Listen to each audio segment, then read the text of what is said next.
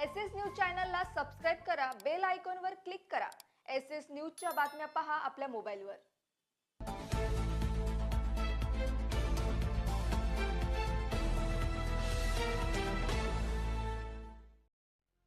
नमस्कार, मी Shilpa Baviskar. SS news मध्ये आपलं स्वागत आहे। चला तर मग जाणून घेऊयात आजच्या महत्त्वाच्या बातम्या। और जो नहीं बोलता डेफिनेटली करता है। त्यामुळे या ठिकाणी जेव्हा अटल सेतूचं मी आज ज्या प्रकारे हे सगळं क्षेत्र बदलत आहे आणि हे जे काही सगळं आमचं एमएमआरचं क्षेत्र आहे, हे क्षेत्र एक प्रकारे आपलं ग्रोथ इंजिन आहे। एमएमआर क्षेत्राचा योग्य नियोजन करून आपल्याला या एमएमआरच्या क्षेत्रामध्ये $1 ट्रिलियन ची इकॉनॉमी उभी करायची आहे। आणि म्हणून या सगळ्या क्षेत्राचा एकात्मिक विचार करून इथे योग्य प्रकारचा विकास झाला पाहिजे। या ठिकाणी मोठ्या प्रमाणात रोजगाराची निर्मिती झाली पाहिजे। इंडस्ट्री सोबत सर्व्हिसेसचं सेक्टर, हाय पेड जॉब्स हे कसे तयार होतील, आमच्या मुलांकरता जे आता शिक्षण घेत आहेत, शिक्षण घेतल्यानंतर त्यांच्या हाताला काम कसं देता येईल, या प्रत्येक गोष्टीचा विचार आपण या एमएमआर क्षेत्रामध्ये केलेला आहे। आणि म्हणून बंधू भगिनींनो, मी तुम्हाला हे सांगण्याकरता आलोय की या निवडणुकीमध्ये केवळ नगरपालिका म्हणून विचार करू नका, तर आपल्याला हे जे बृहत काम करायचं आहे, आपल्याला एकेका शहराचा विकास करायचा आहे, हे एमएमआर क्षेत्र एक व्हायब्रंट क्षेत्र म्हणून तयार करायचं आहे।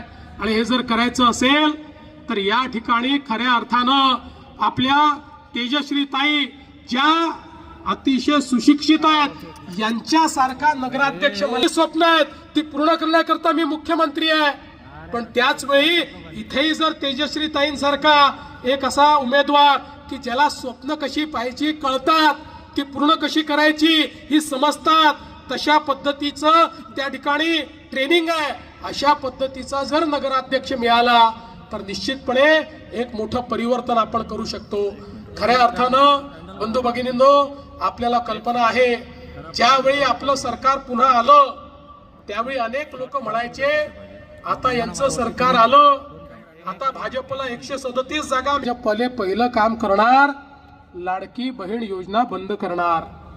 1 वर्ष होऊन गेलं, लाडक्या बहिणींनो योजना बंद झाली नाही। आणि जोपर्यंत देवाभाऊ आहे, लाडकी बहीण योजना सुरूच राहील, ती बंद होणार नाही। पण तेजश्री ताई, तुम्हाला माझी विनंती आहे, ही जनता तुम्हाला निवडून देणार आहे, त्यामुळे माझ्या लाडक्या बहिणींना केवळ लाडकी बहीण ठेवू नका, माझ्या लाडक्या बहिणींना आता लखपती दीदी बनवा। आता मोदीजींनी लखपती दीदीचा कार्यक्रम दिलाय आणि आपण या 2 वर्षामध्ये 50 लाख बहिणींना लखपती दीदी केलाय। आता 1 कोटी बहिणी करणार आहोत, त्याच्यामध्ये माझ्या अंबरनाथच्या किती बहिणी असणार हे तुमच्यावर अवलंबून आहे। तुम्ही कार्यक्रम जर योग्य राबवला तर माझ्या अंबरनाथच्या बहिणी या पहिल्या क्रमांकावर असतील आणि सगळ्यात जास्त माझ्या लखपती दीदी या माझ्या अंबरनाथ मध्ये असतील, ही जबाबदारी मी तुमच्यावर देतोय। आणि म्हणून बंधू भगिनींनो, माझी तुम्हाला एवढीच विनंती आहे, पारदर्शी कारभार आणायचा आहे। या ठिकाणी कुठल्याही प्रकारची गुंडागर्दी नाही, कुठल्याही प्रकारचा अतिरेक नाही, तर एक प्रकारे पारदर्शीपणे काम करणारी अशा प्रकारची नगरपालिका ही आपल्याला तयार करायची आहे।